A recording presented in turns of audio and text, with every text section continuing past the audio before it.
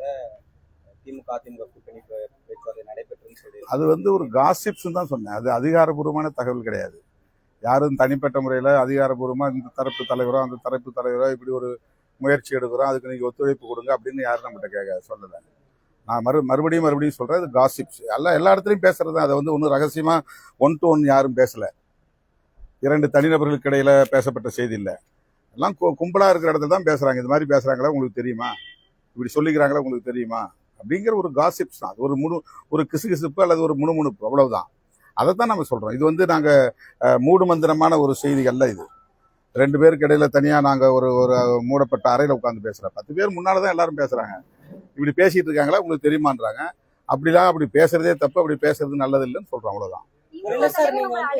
அது நாங்கள் கூட்டணி கட்சி தலைவர்கள் எப்போ வேணாலும் கூப்பிட்டாங்களா. 5ஆம் தேதி போய் சந்திச்சோம், 7ஆம் தேதி போய் சந்திச்சோம், 8ஆம் தேதி சந்திச்சோம். இன்னமும் அந்த கூட்டணியில் இருக்கிறேன்னு தான் நான் சொல்லிட்டு இருக்கிறேன். இப்போ நாளைக்கு கூப்பிட்டா கூட போய் நான் சந்திப்பேன். இதில் என்ன இருக்குது? நாங்கள் வெறும் தாவேகா ஆட்சி அமைப்பதற்காக மட்டும்தான் எங்களுடைய ஆதரவை நாங்கள் நல்கியிருக்கிறோம்.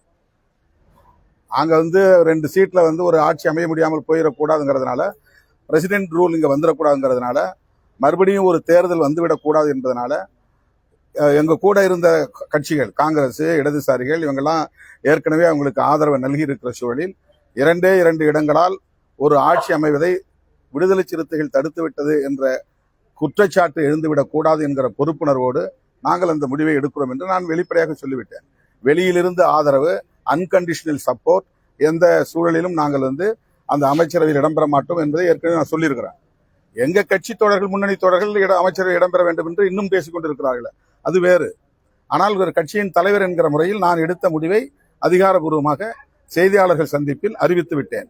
அந்த அறிவிப்பிலேயே சொன்னேன், நாங்கள் திமுக கூட்டணியில் தான் தொடர்கிறோம், எங்களுடைய ஆதரவை மட்டும் நல்குகிறோம் அப்படின்னு சொன்னேன். அந்த வட்டாரத்துல இப்படி எல்லாம் பேச்சு இருக்கு, உங்களுக்கு தெரியுமான்னு கேட்டாங்க, அவ்வளவுதான். ஆதரவு கடிதம் வழங்கினதுக்கு அப்புறம் நீங்க செய்தியாளர் சந்திப்புக்கு வர்றப்ப கூட உங்களுக்கு அழைப்பு வந்துச்சு, இது மாதிரி அதாங்க. அது நான் யாராவது அதிகாரபூர்வமா அழைச்சான்னு சொல்றேன். யாரோ பேசுறாங்க, வெல்விஷஸ் பேசுறாங்க, மீடியேட்டர்ஸ் பேசுறாங்க. பொலிட்டிக்கலா அது நடக்கத்தானே செய்யும். அவங்களுடைய சர்வைவல் இருந்து தானே அவங்க சிந்திப்பாங்க. அப்ப அந்த மாதிரி ஒரு குறிப்பிட்ட கட்சியினுடைய தலைவர் என்கிட்ட பேசினாரு, அல்லது அவர் பேசினாரு, இவர் பேசினாரு எங்கேயா சொல்லியிருக்கேன். காசிப்ஸ்ங்கிறது எல்லாரும் முன்னாலே நடக்கிற ஒன்றுதான். அது மூடு மந்திரம் கிடையாது. திமுக அதிமுக அதிகாரபூர்வமா அணுகல, அதுதான் செய்தி. அந்த மாதிரி இதை ஃபோர்ஸ் பண்ணி இப்படி நம்ம முடிவெடுப்போம், இதுக்கு ஒத்துழைப்பு தாருங்கள், அதை நாம செய்யலாம் அப்படின்னு எந்த தரப்புல இருந்தும் தகவல் இல்லை. இதெல்லாம் இடையில இருக்கக்கூடிய சில தலைவர்கள், ஏன் ஒரு தலித் முதலமைச்சர் ஆகக்கூடாது அப்படின்னு சில வெல்விஷஸ். இப்ப எங்க கட்சி பொதுச் செயலாளரே ஒரு ட்வீட் போட்டாரு. அதை ஒட்டி நிறைய நண்பர்கள்ட்ட பேசினாங்க. நாம அது சரியான அணுகுமுறை இல்லை அப்படின்னு நம்ம சொல்லிட்டோம்.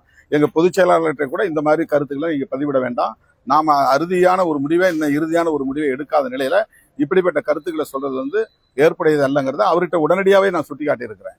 நாங்க தொடக்கத்திலிருந்தே திமுக கூட்டணியில் இருந்தாலும் தாவேகா ஆட்சி அமைப்பதற்கு ஆதரவு நல்குவது தவறில்லை என்கிற நிலைப்பாட்டை எடுத்து விட்டோம்.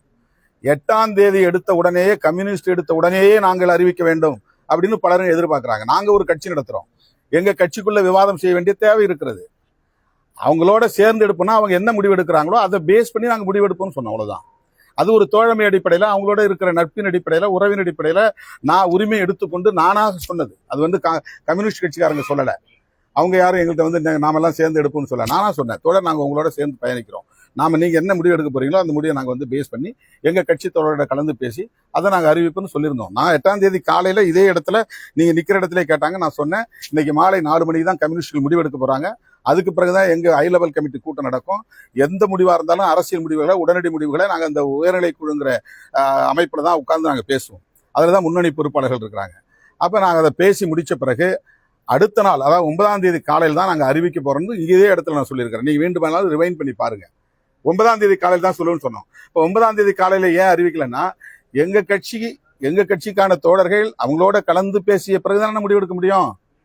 அவங்களுக்கு வயிற்று வலி மருந்து வேணும், உடனடியா நான் அவங்க வயிற்று வலியை நிறுத்த முடியாது இல்ல, அதுக்கு தயாரிப்பெல்லாம் இருக்கு. ஒரு மருந்து தயாரிப்பது கூட ஒரு கால அவகாசம் தேவைப்படுது இல்ல, எதுவா இருந்தாலும். அப்ப எங்களுக்கான கால அவகாசத்தையே நாங்க எடுத்துக்க கூடாதுன்னா உடனே டிலே பண்றாங்க, பார்கெயின் பண்றாங்க, அங்க பேரம் பேசுறாங்க, இங்க பேரம் பேசுறாங்கன்னு ஒரு அவதூறுகளை பரப்புவது எந்த வகையில நியாயமானது?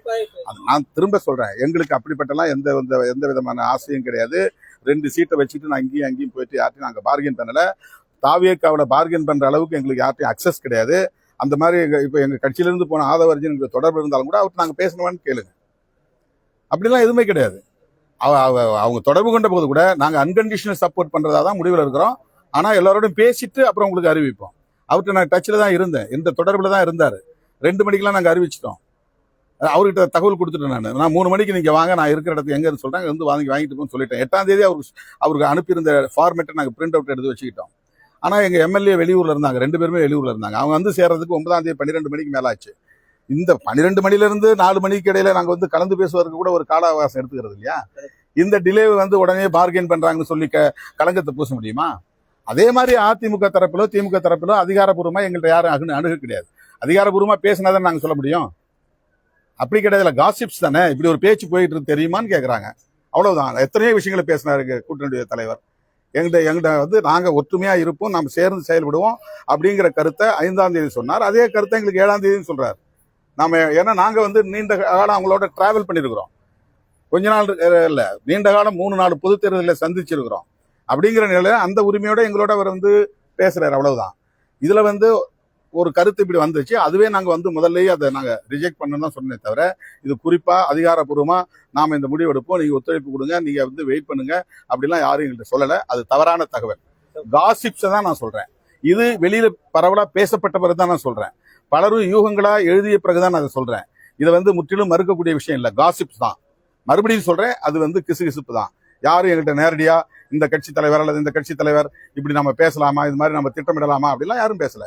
இந்த மாதிரி இருக்கு, பேச்சு போய்கிட்டு இருக்கு, இது உங்களுக்கு தெரியுமா? ஏன் இது வந்து ஒரு டிஸ்கஷன்ல வராத அந்த கருத்து? அவ்வளவுதான். அதுதான் நான் சொல்றேங்களே, அது வந்து 8ஆம் தேதி இரவு தான் அது மாதிரி ஒரு கருத்து வந்துச்சு, எங்கிட்ட சொன்னாங்க. அது வந்து நான் வந்து ஃபன்னியா எடுத்துக்கிட்டேன். அவ்வளவுதான். தமிழ்நாட்டு அரசியல் வந்து சமூக நீதி மண் என்று சொன்னாலும், பெரியார் மண் என்று சொன்னாலும், இன்னும் சாதிய இறுக்கத்திலிருந்து விடுபடாத ஒரு மாநிலம். இங்கு அவ்வளவு இலகுவாக ஒரு தலித் வந்து முதலமைச்சராகிவிட முடியாது. அதெல்லாம் முற்றிலும் உணர்ந்தவன் நான். அதை யாரோ சொல்றதை கேட்டுட்டு அதுக்காக நான் வந்து காத்திருக்கக்கூடியவன் அல்ல. நான் வந்து 35 ஆண்டு பொது வாழ்க்கை, 40 ஆண்டு பொது வாழ்க்கையில் இருக்கிறேன். 25 ஆண்டுகளா தேர்தல் அரசியல் களத்தில் இருக்கிறேன். தேர்தல் அரசியலுக்கு வந்து 25 வருஷம் ஆகுது. அதனால என்ன கிரவுண்ட் ரியாலிட்டி என்னங்கிறது எனக்கு தெரியும். அதனால யாரோ சொல்றது கேட்டுக்கிட்டு நான் வந்து ஒரு கற்பனையான வாழ்க்கைக்கு போக மாட்டேன். நாங்க அப்படின்னா நான் எதுக்காக கம்யூனிஸ்ட் போய் நானா போய் சொல்லணும்? ஏன் நான் கமிட் பண்ணணும்? எனக்கு அப்படி ஒரு ஆசை இருந்தா நான் வந்து என்ன நானே தனிமைப்படுத்திக்கிட்டு நம்ம பொறுமையா முடிவெடுப்போம், யாரோட நம்ம வந்து போய் சேர வேண்டாம், அவங்க எடுக்கிற முடிவு எடுக்க வேண்டாம் அப்படின்னு நான் இருக்கலாம் இல்லையா? அல்லது பதவிதான் ஆசை நினைச்சா தாவேக்காவில காங்கிரஸ் முன்னால என்னால போய் கை நீட்டி இருக்க முடியாதா? எனக்கு வேண்டியவர்கள் அங்கே நிறைய நண்பர்கள் இருக்கிறாங்க, அவங்களோட என்னால உறவாட முடியும், மறுபடியும் அவங்களோட பேச முடியும். அப்படி யார்கிட்டையும் நம்ம வந்து தொடர்பு கொள்ளல. உடனடியாக போய் அவங்கள்ட்ட வந்து நாங்கள் உங்களோட சேர்ந்துக்கிறோம், எங்களுக்கு ஏதாவது கொடுங்க அப்படின்னு நாங்கள் கேட்கலையா? கடைசி நிமிஷம் வரலாம் அவங்க வந்து எங்களுடைய லெட்டர் வேணும் அப்படிங்கிறது வந்து தொடர்பு கொண்டு கேட்டாங்க. ஆதவர்ஜன் கேட்டார். நான் சொன்னேன் 7ஆம் தேதி அவர் சந்திச்சுன்னு சொல்ல போனா 7ஆம் தேதி ஆதவர்ஜனை இந்த விஷயங்களை பற்றி அவர் எங்கள்கிட்ட பேசணும்னு சொல்லி விரும்பினாரு. என்னன்னு சொல்லுங்கன்னு கேட்டேன். காங்கிரஸ் வந்து இந்த மாதிரி எங்களுக்கு சப்போர்ட் பண்றாங்க, இதுக்கு ஒரே காரணம் செக்யூலர் ஃப்ரண்ட் கவர்மெண்ட்டை நாங்கள் உருவாக்கணும், ஒரு செக்யூலர் கவர்மெண்ட்டை உருவாக்கணும் அப்படிங்கிறது தான் எங்களுடைய ஆசை. அதனால நாங்கள் வந்து காங்கிரஸ், இடதுசாரிகள் உங்களை மாதிரி இருக்கிறவங்க இந்த கவர்மெண்ட்டை சப்போர்ட் பண்ணா நல்லா இருக்குங்கிற விஷயத்தை அவர் எடுத்து சொன்னார்.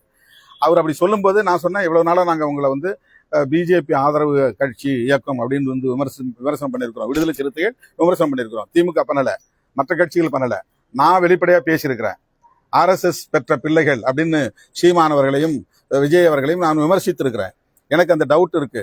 அதனால வந்து இன்னைக்கு நீங்க எடுத்திருக்கிற முடிவு, அந்த அப்பவே நான் சொன்னேன், அந்த விமர்சனம் வேறு, இன்னைக்கு நாங்க ஆதரிப்பதாக எடுத்திருக்கிற முடிவு என்பது வேறு. இன்னைக்கு இருக்கிற நெருக்கடி நிலையில அவங்களுக்கு நாங்க சப்போர்ட் பண்றோம். நாங்க பேசிய விமர்சனங்கள் அல்லது அந்த மதிப்பீடு என்பது அப்படியேதான் இருக்கு, அதுல எங்களுக்கு எந்த மாற்று கருத்தும் இல்லைன்னு அன்றைக்கே சொல்லியிருக்கிறேன். அதையும் நீங்க திருப்பி வீடியோ எடுத்து பார்த்தீங்கன்னா உங்களுக்கு தெரியும். அதனால ஒரு கட்சிக்கு மக்கள் ஆட்சி அமைப்பதற்குரிய அளவுக்கான வாய்ப்பை தந்திருக்கிறார்கள். ஒரு 10 சீட்டு தான், 11 சீட்டு தான் குறையுது. அதனால எங்க கூட இருந்த காங்கிரஸ் உடனே போயிட்டாங்க, எங்க கூட இருந்த கம்யூனிஸ்டுகள் உடனடியாக முடிவெடுத்துட்டாங்க. எங்க கட்சி தேசிய கட்சியா இல்லாம இருக்கலாம், ஆனா எங்களுக்குன்னு ஒரு வடிவம் இருக்கு, எங்களுக்குன்னு ஒரு நடைமுறை இருக்கு. அந்த நடைமுறையை பின்பற்றி தான் நான் ஒரு முடிவு எடுக்க முடியும். நான் ஒன்றும் ஆட்டோகிராட் இல்லை. எங்க கட்சிக்குள்ள எந்த முடிவா இருந்தாலும் டெமோக்ராட்டிக்கா தான் நாங்கள் டிஸ்கஸ் பண்ணி தான் நாங்கள் எடுத்துருக்கிறோம். அப்ப அதுக்கான கால அவகாசத்தை எடுத்துக்கிட்டோம். இப்ப வாய்க்கு வந்தது 6 ஆளுக்கு வந்து பேசுறாங்க அப்படிங்கும்போது அதுக்கு உரிய விளக்கத்தை நான் கொடுக்குறேன். இந்த விளக்கத்துல வந்து இந்த சம்பவங்கள்லாம் நடந்ததுன்னு சொல்றேன். அந்த சம்பவங்கள் அதிகாரப்பூர்வமாக சொல்லப்பட்டவை அல்ல, ஃபோர்சிபிளா சொல்லப்பட்டவை அல்ல, ஒரு காசிப்ஸ் உங்களுக்கு தெரியுமான்னு கேட்டாங்க, அவ்வளவுதான். வருங்காலத்துல இப்ப அதிமுக தவைக்காக ஆதரவு அளிக்கும் பட்சத்துல நம்மளோட ஆதரவு வந்து திரும்ப பெறப்படுமா? ஏன்னா எது? இந்த அப்பவும் நாங்க எங்க தோழர்களோட கலந்து பேசி தான் முடிவு பண்ணுவோம். அதாவது அதிமுக வந்து ஊழல் கட்சின்னு சொல்லப்பட்டது யாரால்? திரு விஜய் அவர்களால். அதிமுக என்டிஏவில் பயணம் செய்த கட்சி, பாரதிய ஜனதாவோடு இன்றைக்கும் தீவிரமான நட்பை கொண்டிருக்கிற ஒரு கட்சி. அந்த கட்சியை சார்ந்த சிலர் அந்த கட்சியை உடைத்துக் கொண்டு வெளியே வந்து இந்த ஆட்சிக்கு ஆதரவு தருகிறார்கள் என்பதில் எங்களுக்கு ஒன்றும் பிரச்சனை இல்லை. அது அவர்களுடைய உட்கட்சி விவகாரம். ஆனால் அது குறித்தும் நாங்கள் எங்கள் கட்சியின் உயர்நிலைக் குழுவில் நிச்சயமாக கலந்து பேசுவோம்.